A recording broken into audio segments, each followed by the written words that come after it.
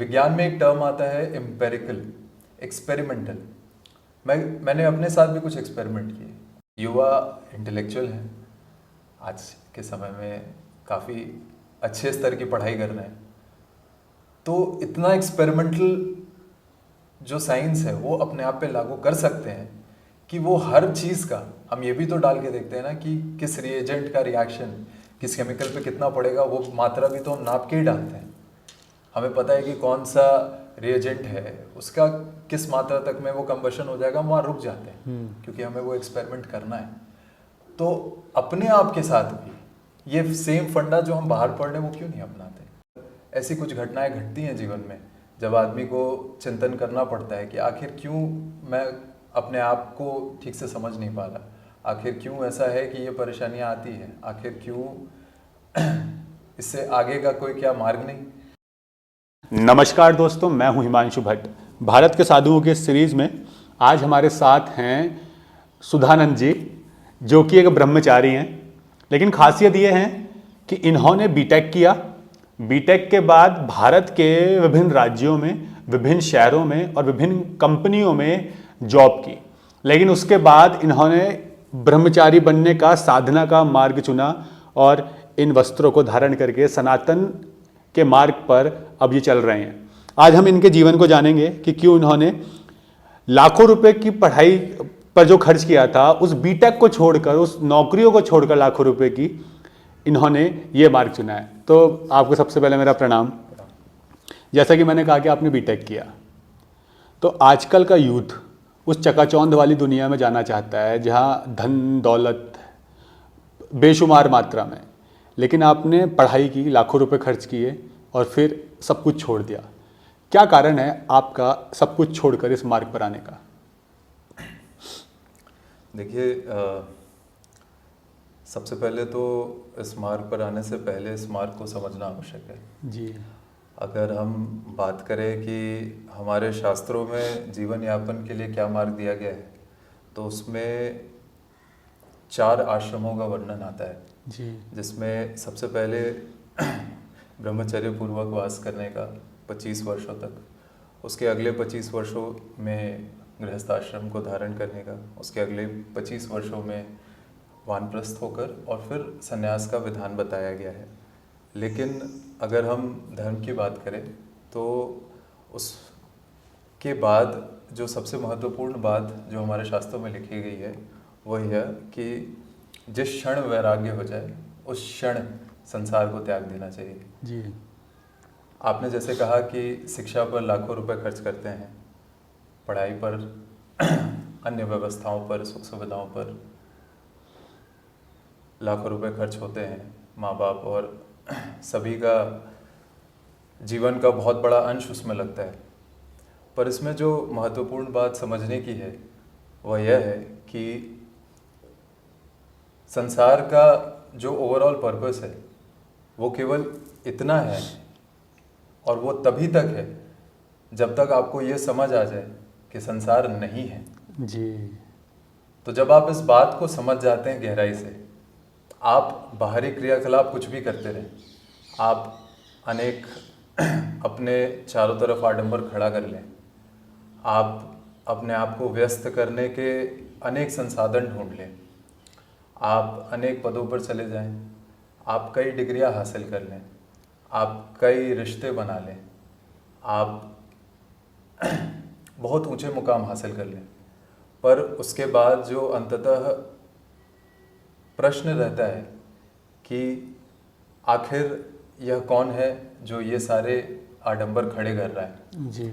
आप जब उस बिंदु पर आ जाते हैं, जब आप उस मूलभूत प्रश्न को अपने आप से पूछते हैं, और यह प्रश्न ऐसा नहीं है कि यह कहीं छुपा रहता है या फिर कहीं आप इसे देख नहीं पा रहे होते, यह प्रश्न प्रत्यक्ष हर पल हर क्षण आपके साथ रहता है, बस आप उससे मुंह घुमाए रहते हैं। तो जिस क्षण यह प्रश्न आपको इनकाउंटर करता है, जिस क्षण आपका इस प्रश्न से आमना सामना होता है, उस क्षण आप सोचने के लिए मजबूर हो जाते हैं। आपको उस क्षण उस प्रश्न का उत्तर खोजने के लिए अपने आप के भीतर देखना ही पड़ता है।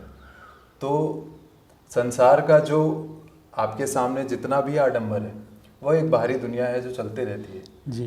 पर उसके अलावा एक बहुत बड़ी दुनिया, जो उससे भी बड़ी दुनिया आदि दैविक दुनिया है, और उससे भी कहीं ज़्यादा बड़ी दुनिया आध्यात्मिक दुनिया है। हम संसार को ही सब कुछ मानकर और इसके नफ़े नुकसान के बारे में कई बातें करते हैं। हमें ये तो दिखता है कि हमारे जो अभी के रिश्ते हैं, जब हम इस मार्ग पर चले तो उनको तात्कालिक कितना दुख हो रहा है या दर्द हो रहा है, या जितने भी लोग इस मार्ग पर बढ़ना चाहते हैं उनके पहले कदम इस बात से ही रुक जाते हैं कि मेरे परिवार का क्या होगा या मेरी माँ का क्या होगा। पर वास्तव में जब शास्त्र चिंतन करता है व्यक्ति, तो इस बात पर और इस बिंदु पर आता है और व्यक्ति इस बात को समझता भी है कि यह मेरा एक जन्म है, ऐसे मेरे अनेक जन्म हुए और अनेक माँ बाप हुए, और सब आज कहाँ हैं, किनके बारे में कौन चिंतन करता है। एक सीमित आयु के बाद व्यक्ति को अकेले ही रहना होता है, और उसके बाद व्यक्ति को आगे बढ़ते रहना होता है, चाहे आपके साथ कोई हो या ना हो। संसार में अनेक लोग हैं जिनके साथ अनेक तरीके की घटनाएं होती हैं। लोग अकेले जीना भी सीखते हैं, लोग उसके साथ में भी जीना सीखते हैं, पर इन सब के बीच में यह जो महत्वपूर्ण बात है वह यह समझने की बात है कि यह सब कुछ नहीं। जब इसके बाद व्यक्ति इसकी अंडरलाइंग फिलॉसफी को जानने और समझने की कोशिश करता है, तब संन्यास मार्ग के बारे में चिंतन करता है। और यही कारण है कि सब कुछ होने के बावजूद, जब सारी बातों का चिंतन करने के बाद, जब मैंने अपने विषय में सोचा और जब अपने पुराने आडंबरों को देखा, तो मेरे लिए ये एक ट्रांजिशन था, ना कि एक छोड़कर या ऐसा कहें कि उस दुनिया को त्याग कर आना। ये मेरे लिए एक ट्रांजिशन था जो कि ऊर्ध्वगामी है। तो आपने से एक ट्रांजिशन कहा और ये भी कहा था कि जब दिमाग में आ जाए अध्यात्म के मार्ग पर चलना है तो उस वक्त तुरंत आ जाना चाहिए। तो आपके दिमाग में कब ये चीज़ें आनी शुरू हुई थी कि मेरे को ये आडंबर भरी दुनिया, ये भौतिक संसार में रुचि नहीं है, अध्यात्म के मार्ग पर चलना है और अपनी आत्मा से आत्मसात होना है? हर व्यक्ति के जीवन में अनेक छोटी बड़ी घटनाएं घटते रहती जी। हैं, और हम अधिकांश घटनाओं को किसी महत्व का नहीं समझते। प्रकृति हर क्षण हमें यह एहसास दिला रही होती है कि संसार रियल नहीं है। जी। आप जो देख रहे हो वो रियल नहीं है, आप उसे एक प्लेन पर अनुभव कर रहे हैं, और वास्तविकता में हर आदमी एक बेहोशी में बिना चिंतन किए जीते चला जाता है। ऐसा ही कुछ हमारा भी जीवन था। हम भी इसी बेहोशी में, इसी ताका झाकी में, इसी अनेक आडंबरों के बीच में अपना जीवन यापन कर रहे थे। पर ऐसी कुछ घटनाएं घटती हैं जीवन में जब आदमी को चिंतन करना पड़ता है कि आखिर क्यों मैं अपने आप को ठीक से समझ नहीं पा रहा, आखिर क्यों ऐसा है कि ये परेशानियां आती हैं, आखिर क्यों इससे आगे का कोई क्या मार्ग नहीं।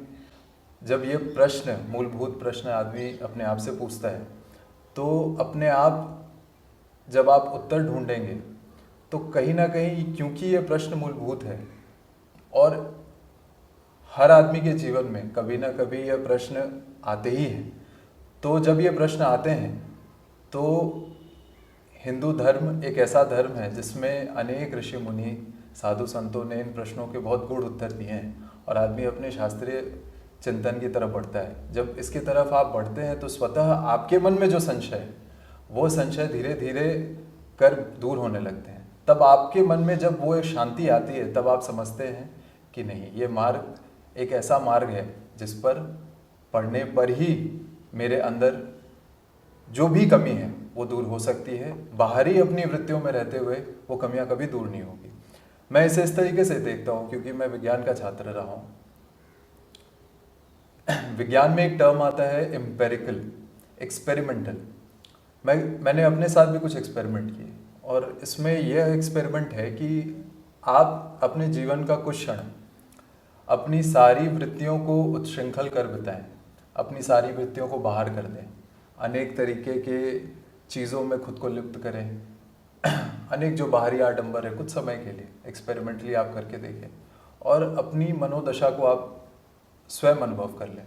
उसे या तो कहीं लिख लें, और लिखने के बाद उस पर चिंतन करें कि किन चीज़ों का क्या परिणाम आपको मिला है।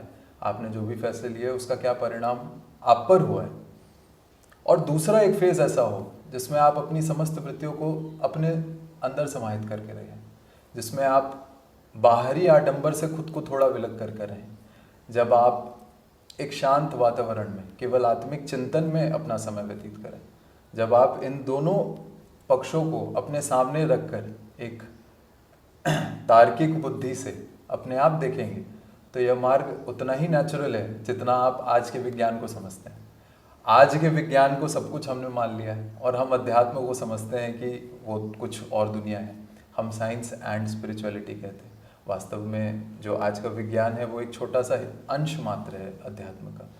पर अभी इस बात को कहना भी बहुत ज़्यादा अतिशयोक्ति हो जाती है कि नहीं, लोग विज्ञान को अलग मानते हैं और साइंस को अलग मानते हैं। मैं कहता हूँ कि अगर आप विज्ञान से ही समझना चाहते हैं तो एक छोटा सा एक्सपेरिमेंट है जो कर लें।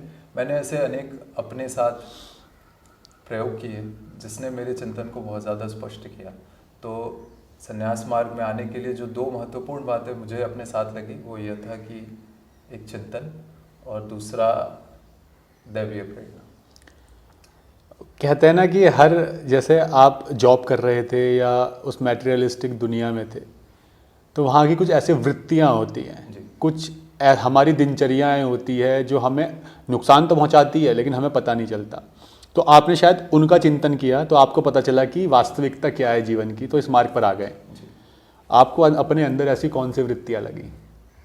ऐसी जितनी वृत्तियाँ जो मूलभूत आदमी में होती हैं वह वृत्तियाँ सभी में मौजूद होती हैं, कोई भी इसमें एक्सेप्शन नहीं होता जी। और हम समझ नहीं पाते वास्तव में कि हम जिन परेशानियों से वास्तविकता में भीतरी तौर से गुजर रहे होते हैं उनका वास्तविक कारण क्या होता है। होता क्या है कि वो परेशानियां हमें बाहर से होते हुए दिखती हैं, तो हम उन परेशानियों का जो समाधान है वह भी बाहर ही देखने की कोशिश करते हैं। वो समाधान समचित्त होकर एक बार भीतर देखने की ज़रूरत होती है। जब हम एक बार भीतर ईमानदारी से झांकने की कोशिश करते हैं तो उत्तर कहीं और नहीं होता, वो स्वतः प्रकट हो जाता है। तो इस मार्ग पे बढ़ने से पहले अगर मैं कहूँ तो वृत्तियाँ अंदर समाहित नहीं थी।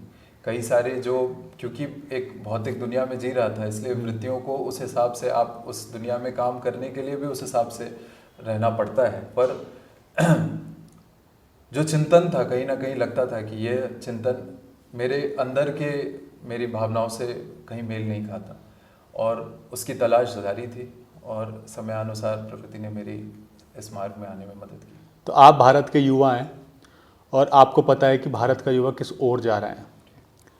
आपने भी उन युवाओं के बीच में समय बिताया है, तो आपको क्या लगता है कि लोगों के अंदर अपने आप को तबाह करने के लिए कौन कौन सी मनोवृत्तियाँ जन्म ले रही है जिन्हें छोड़कर आप यहाँ आए हैं? जो बुद्धि की सीमा है, हमें ये भी समझना पड़ेगा। जब हम कहते हैं कि हर चीज़ की गति को हमें समझना चाहिए जी। हम कोई भी जो चुनाव करते हैं अपने जीवन में, छोटे बड़े जो भी चुनाव हों, उसकी एक गति है, एक सीमा है जहाँ तक वो आपको एक परिणाम दे सकती है। आप अगर एक फुटबॉल रखा है और उसे आप गोल पोस्ट की तरफ मारते हो या फिर आप कितनी भी तेज़ी से मारते हो, एक सीमा के बाद उसकी गति धीमी होगी और वो एक जगह तक जाके रुक जाएगा। हम कह सकते हैं कि वो उस फुटबॉल की गति है। वैसे ही हमारे भीतर जितनी भी वृत्तियाँ हैं उन सभी वृत्तियों की एक गति है, एक सीमा तक वो आपको तुष्टि दे सकती हैं। हर युवा को जो भी है मेरे जैसे, उन्हें ये देख लेना चाहिए कि जितनी भी वृत्तियों में वो अपने आप को तृप्त करने की कोशिश कर रहे हैं, जितने भी समागम है, जितने भी योजनाएं हैं, जितने भी प्लानिंग है जो वो अपने आप के लिए कर रहे हैं, तो उन सभी की गति को उन्हें नाप कर देख लेना चाहिए कि वो उन्हें किस स्तर तक तुष्टि दे रहे हैं। और उसके बावजूद अगर आप प्यासे ही हो, उसके बावजूद आप भूखे ही हो, तो आप समझ जाओ कि वो आपके लिए नहीं है। वो एक सीमा तक तुष्टि देना था और अगर आप उससे अभी तक तुष्ट नहीं हुए हो और आपने अपने जीवन का एक बहुत बड़ा अंश उसको दे दिया है, तो अब ऐसा है नहीं कि वो आगे आपको तुष्ट कर देगा। ये ऐसा ही है कि हम एक ही काम बार बार करते जाएं और हम यह सोचते जाएं कि वो हमें परिणाम दूसरे देगा। अगर हमें दूसरे परिणाम चाहिए जी तो हमें दूसरे काम भी करने होंगे। और आप अगर वृत्तियों में ही संलिप्त रहोगे, आप ये सोचोगे कि मैं यही करता रहूं, इसमें सुख तो मिलना ही चाहिए ना, क्योंकि मैंने इतनी पढ़ाई की है, क्योंकि मेरे पास इतना धन है, क्योंकि मेरे पास इतना सुखी परिवार है, तो मुझे खुशी तो मिलनी ही चाहिए ना। ऐसा नहीं है, प्रकृति आपके बनाए नियमों पर नहीं चलेगी जी। तो इसलिए जो युवा, जो सबसे बड़ी भ्रांति है कि हम एलीट वर्ग हैं, हम एजुकेटेड हैं, हमें सुख का अधिकार है, हमें तो मिलना ही चाहिए, बाकी किसी को मिले ना मिले पर हमें तो मिलना ही चाहिए। प्रकृति इन नियमों पे नहीं चलती। हमें प्रकृति के नियमों को समझना पड़ेगा, हमारे स्वनिर्मित नियमों से प्रकृति नहीं चलती। तो इस बात को समझना कि किस चीज़ की गति है। युवा इंटेलेक्चुअल हैं, आज के समय में काफ़ी अच्छे स्तर की पढ़ाई कर रहे हैं, तो इतना एक्सपेरिमेंटल जो साइंस है वो अपने आप पे लागू कर सकते हैं कि वो हर चीज़ का, हम ये भी तो डाल के देखते हैं ना कि किस रिएजेंट का रिएक्शन किस केमिकल पे कितना पड़ेगा, वो मात्रा भी तो हम नाप के ही डालते हैं। हमें पता है कि कौन सा रिएजेंट है, उसका किस मात्रा तक में वो कंबशन हो जाएगा, हम वहाँ रुक जाते हैं क्योंकि हमें वो एक्सपेरिमेंट करना है। तो अपने आप के साथ भी ये सेम फंडा जो हम बाहर पढ़ रहे हैं वो क्यों नहीं अपनाते। तो वो जब अपनाएंगे तो हमें पता चलेगा कि किस चीज़ की सीमा कहाँ तक है, हम फिर रुक जाएंगे। हम वहाँ से रुकने के बाद जब हम समस्त ऐसी वृत्तियों से खुद को दूर कर लेंगे तो हमें वास्तविक जो भीतर प्रवेश का रास्ता है वो वहाँ से शुरू होता है। अभी मैं ऑडियंस को बताना चाहूँगा कि जिन वृत्तियों की हम बात कर रहे हैं ना, वो लोभ, मोह, माया, काम, क्रोध, और इनमें जिस चीज़ के पीछे इंसान सबसे ज़्यादा भाग रहा है वो पैसा है। और पैसे के बाद आता है काम, यानी सेक्सुअल प्लेजर। और ये एक ऐसी चीज़ है जिस चीज़ को लेकर दुनिया अब एक गर्त में जाती जा रही है। पैसा जरूरी है लेकिन एक हद तक।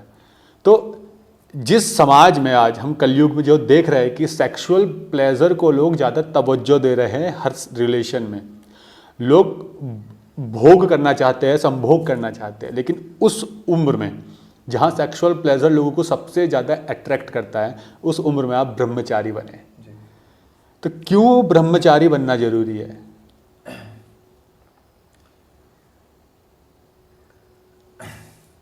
कबीर जी हैं संत जी, और रामचरितमानस में ऐसे कई उदाहरण आए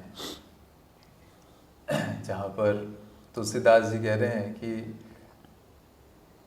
अपना ही शरीर है, जो शरीर जिस चीज़ से बना है हमारा शरीर, उसी चीज़ के प्रति हमारे विपरीत लिंग में आकर्षण पैदा कर देता है जी।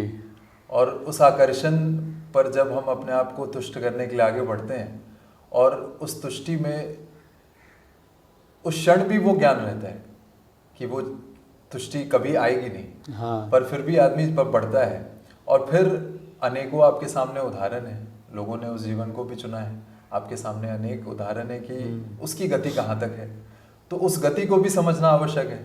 माया इसी का नाम है कि लोग अपने शरीर के प्रति आकर्षित हो जाते हैं जो विपरीत लिंग में खोजते हैं, और उसके बाद समाज में किस तरह की विभत्स घटनाएं हो रही हैं हम अपने आपके सामने हैं।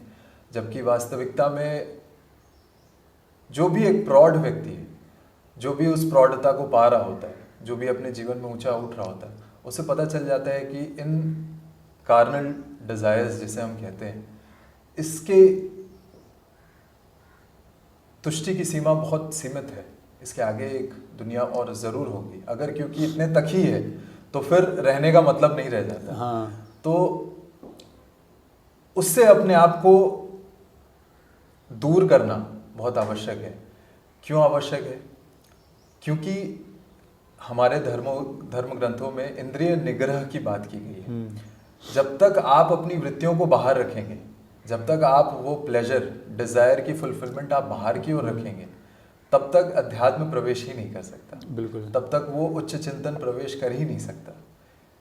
इसीलिए जब आप किसी सदगुरु के पास आते हैं धर्म सीखने, तो वो सबसे पहले जो आपको दीक्षा देते हैं, उस दीक्षा से पहले ही आपकी जो साधना शुरू होती है वो ब्रह्मचर्य से ही शुरू होती है।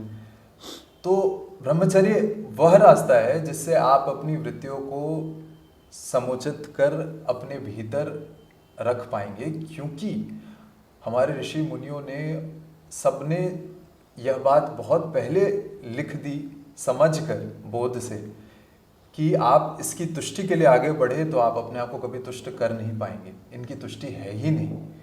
आप धन की ओर आगे बढ़े, आप शारीरिक आकर्षण की ओर आगे बढ़े, एक सीमा तक तो आप इसे पाएंगे भी, पर उसके बाद तुष्टि इसमें नहीं है। तो आपको आखिरी में इंद्रिय निग्रह की ओर ही बढ़ना होगा।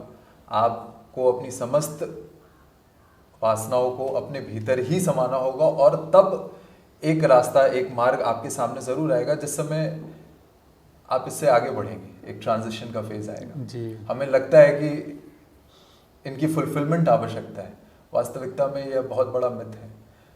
जब आप इस मार्ग पर आगे बढ़ेंगे, जब आप धीरे धीरे सदगुरु के शरण में रहते हुए साधना को अपने आगे बढ़ाएंगे, तब आपको समझ आएगा कि यह मात्र एक भ्रम था जिसके पीछे आप चल रहे थे। लेकिन लोगों के लिए बहुत मुश्किल हो जाता है इन सभी डिज़ायर्स को कंट्रोल करना और उनसे अपने आप को विरक्त कर लेना। तो क्यों आज के समाज में लोगों के लिए, चाहे वो कोई सी भी डिज़ायर हो, उससे विरक्त होना मुश्किल होता जा रहा है? विरक्त होना इसलिए मुश्किल होते जा रहा है क्योंकि आप एक कदम उसकी ओर बढ़ा दे रहे हैं। तो जब आप एक कदम उसकी ओर बढ़ाएंगे तो अगली बार वो आपके सामने अपना लेवल अप करके आता है। हाँ। तो आपको कदम भी उतना ही बड़ा बढ़ाना पड़ता है। ये बहुत साइंटिफिक और बहुत लॉजिकल सी बात है, कुछ भी ऐसा नहीं है जो एक आम व्यक्ति नहीं समझ सकता जी। आपने एक बार किसी तितैये के छत्ते पर छोटा सा पत्थर दे मारा किसी एक तितैया से पीछे छुड़ाने के लिए, तो वो पूरा तितैया का झुंड उठकर आपकी तरफ आक्रमण करता है। जी। तो ये जितनी भी चीज़ें हैं, आप इसकी तरफ एक कदम आप बढ़ा ले रहे हो, तो वो एक कदम जो आप बढ़ा लेते हो, तो उसके बाद जो वो पूरा आडंबर है वो और भयावह होकर आपकी तरफ आक्रमण करता है। तो जब आप इन 6 डिज़ायर्स की, इन 6 वासनाओं की जब आप बात करते हैं, तो इन सभी में यह ज्ञान छुपा होता है कि एक बार आपको क्रोध आता है तो आप क्रोध पहली बार तो कर लेते हैं, पर आप जब करते हैं तो अगली बार वो क्रोध ज़्यादा मात्रा में तुष्टि खोजता है। तो यह साधारण सी बात है कि आप किसी लजीज खाने को खाते हैं और अगर आपने उसका स्वाद चख लिया तो अगली बार आप थोड़े में नहीं मानने वाले। हाँ। तो ये समस्त ज्ञान की छोटी छोटी बातें होती हैं जो हमारे सामने प्रत्यक्ष है, और इन्हें अगर हम समझ लें तो हमें ये समझ आ जाएगा कि वो पहला कदम ही नहीं बढ़ाना। हाँ। वो पहले कदम से ही पीछे आ जाना है। हम सोचते हैं कि नहीं थोड़ा कर सकते हैं क्योंकि ज़िंदगी है, थोड़ा तो लाइफ में ये भी ज़रूरी है, थोड़े अलग अलग सारे मसाले ज़रूरी हैं। लोग कहते हैं कि जीवन है। हाँ, तो ये इन मसालों में आप आगे ना बढ़ें जी। इन मसालों से खुद को अलग ही कर लें। मसाले जो खा रहे हैं उनकी गति देखकर समझ जाएं कि आपने क्या समझदारी भरा कदम लिया है। तो वहाँ सर पहला कदम ही नहीं बढ़ाना होता, वो कदम से ही पीछे हट जाना होता है। तो आज आप जो ये रूप देख रहे हैं कि लोग रुकने का नाम ही नहीं ले रहे। अगर आप पर्यावरण की दुर्दशा देख रहे हैं, क्योंकि वो जो ज़्यादा मात्रा में धन की लालसा कि मेरे पास भी इतनी मात्रा में धन हो, मेरे पास भी इतनी मात्रा में गाड़ियाँ हो, वो पहला कदम आपने उठा लिया है, अब वो रुकेगा नहीं। क्योंकि पहाड़ से जब गिरते हैं तो गिरते समय थोड़ी पता चलता है कि कहाँ जाके रुकेंगे। हाँ। वो तो आप गिर जाएंगे, 10-15 मिनट बीत जाएगा, जब आप खड़े होंगे तब पता चलेगा कहाँ कहाँ चोट लगी। जी। तो वो तो गिरने का एक पूरी प्रक्रिया शुरू हो गई। हाँ। आपने पहला जो स्लिप होना था वो वहाँ हो गए, वहाँ पे ऊपर में जाने के बाद वहाँ पे सावधानी बरतनी है।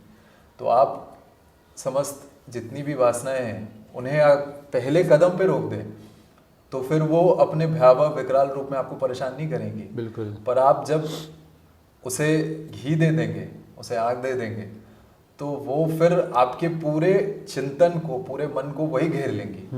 पर आप जब उसे एक जगह पे कंट्रोल करके रखेंगे, दो शक्तियां काम कर रही हैं हर क्षण भीतर काम कर रही हैं, दैवीय शक्तियां भी हैं, आसुरी शक्तियां भी हैं। ये आप पे निर्भर करता है। भगवान ने हमें विवेक बोध इसलिए ही दिया है कि आप पे निर्भर करता है कि आप कहाँ पर रुकना है। अगर आप रुक गए सही जगह पर तो फिर आपका ऊर्ध्वगमन शुरू हो जाएगा, तब आपको ये सारा आडंबर समझ आने लगेगा।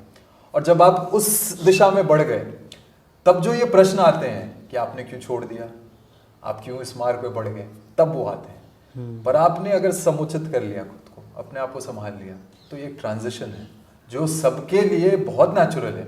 क्योंकि हम बने ही इसलिए, हम इसलिए नहीं बने कि हम बाहर का भोग करते रहे। यहाँ का जीवन सीमित है, धरती पर जीवन सीमित बिल्कुल है। बिल्कुल।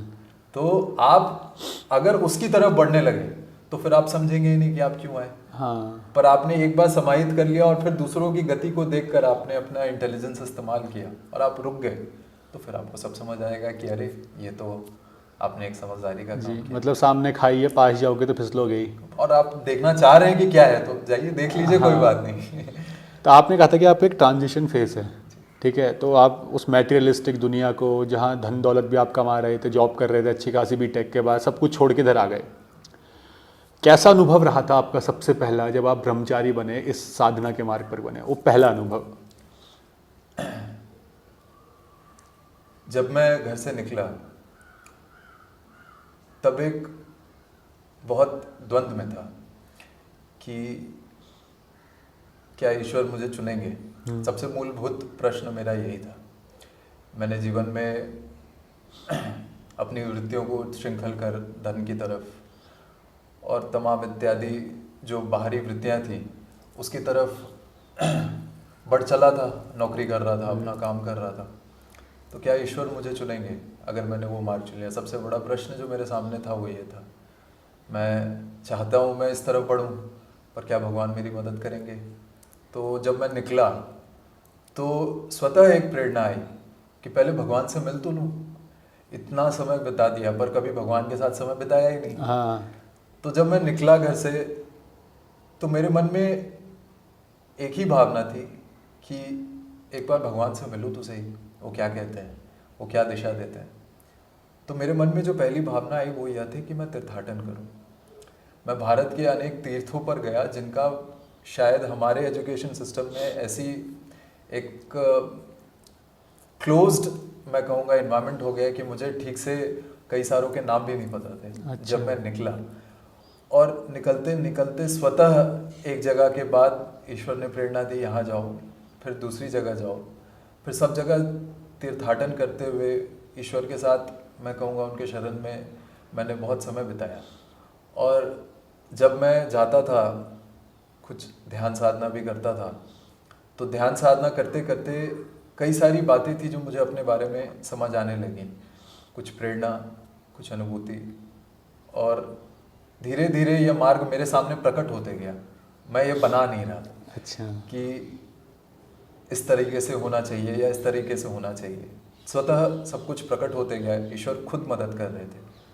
और जैसे हर विषय की एक भाषा होती है, विज्ञान की एक भाषा है, सोशल साइंस की एक भाषा है, ज्योतिष की एक भाषा है, पुराणों की भाषा है, वेदों की एक भाषा है, तो इन सभी भाषाओं के बीच में ईश्वर भी आपको एक बहुत पर्टिकुलर वे में गाइड करते हैं।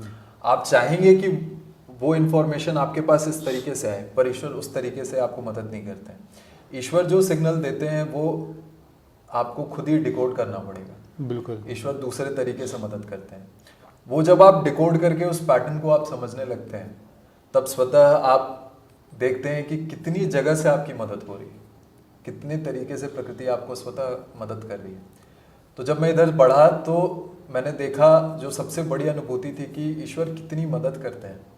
हम जो ये सोचते हैं कि समाज संसार में संघर्ष हमें बहुत है, हम इस तरीके से धन कमाने के लिए बहुत संघर्ष है, बिल्कुल है, उसमें कोई दो राय नहीं है।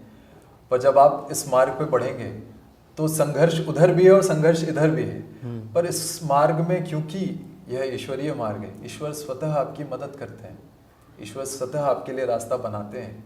आप संघर्ष करते हैं, नितांत संघर्ष होता है, निरंतर संघर्ष होता है, पर आप देखेंगे कि किस तरीके से आपको हर तरफ से मदद आती है। तो जो पहली चीज़ जो मेरा अनुभव था वो ये था। दूसरी बात, जो इस मार्ग पर बढ़ते हुए सबसे बड़ा जो प्रश्न होता है, क्या मुझे गुरु मिलेंगे? तो गुरु की तलाश इस मार्ग में सबसे ज़्यादा सर्वोपरि है।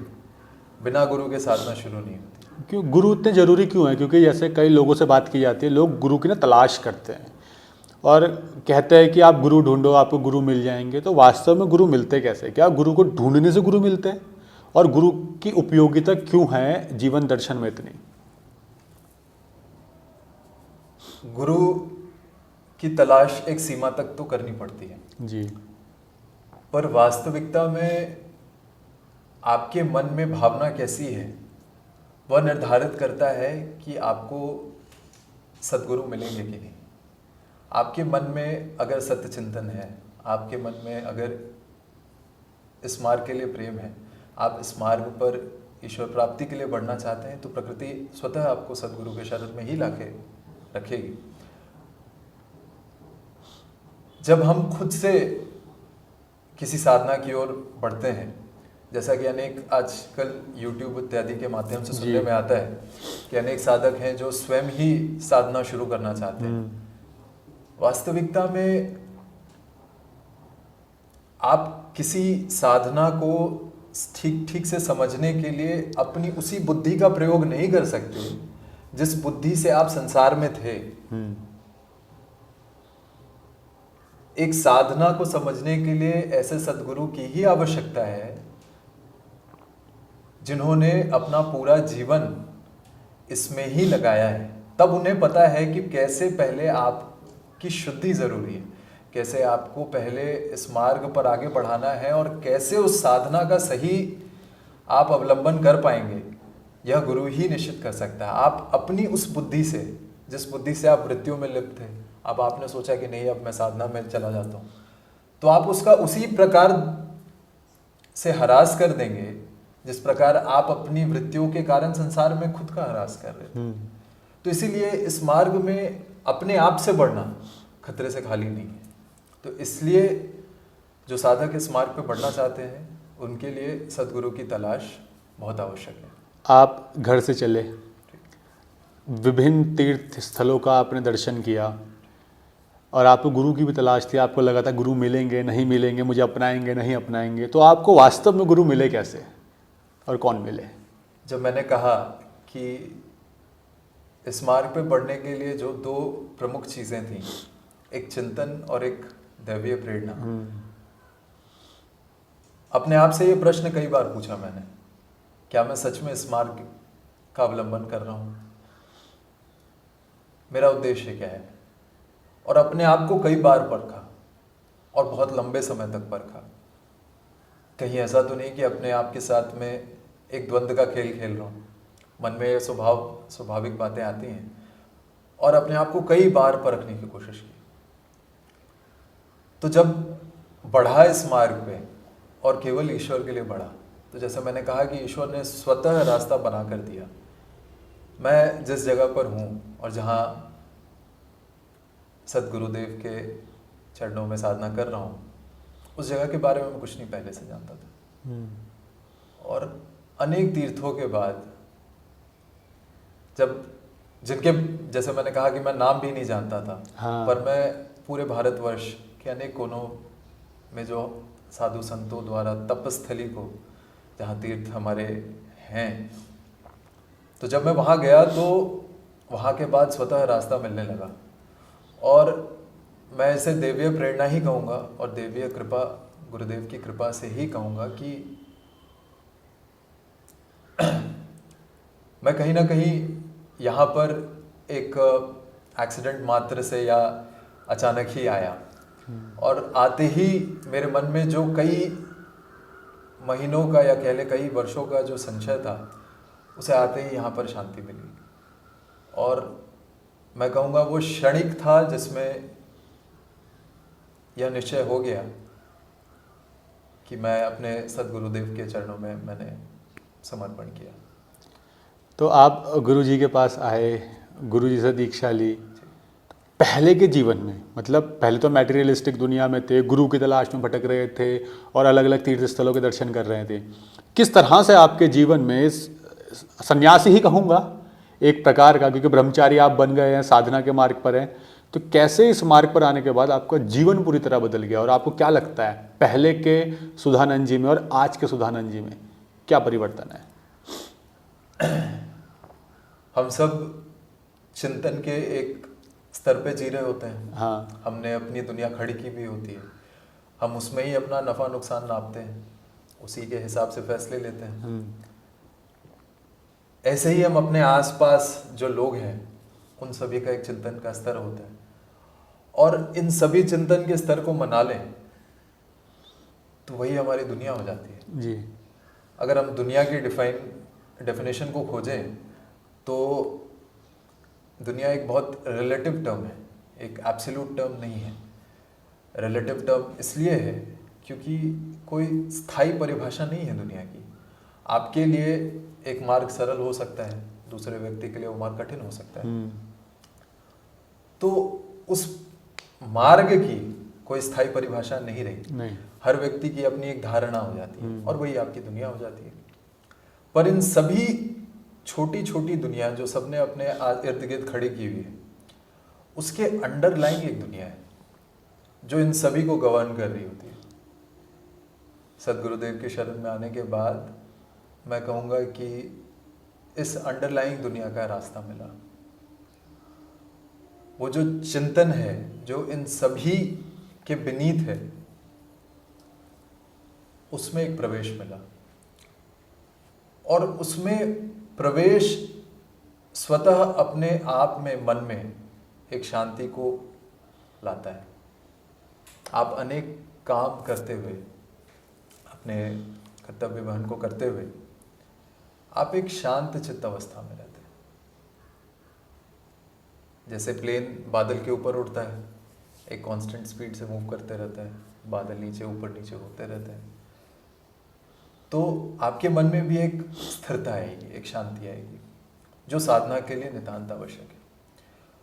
तो उस मार्ग में प्रवेश जो इस चिंतन, इन सभी छोटी छोटी जो दुनिया है, इन सभी के नीचे जो अंडरलाइंग चीज है, उसके भीतर प्रवेश गुरु के शरण में ही आती है।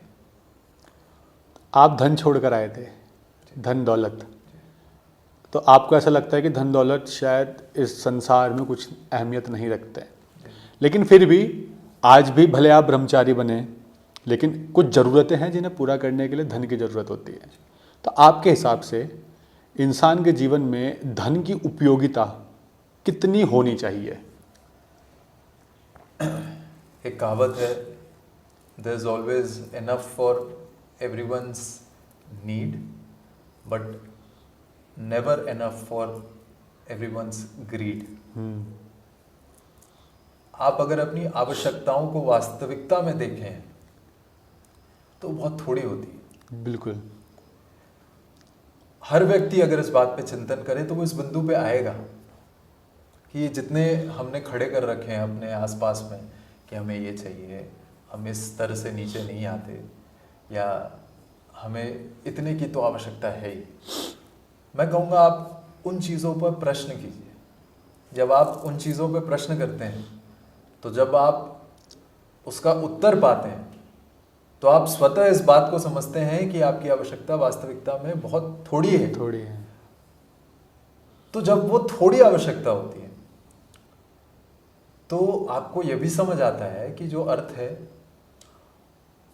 उसकी आवश्यकता तो है, पर एक सीमित स्तर तक आवश्यकता है।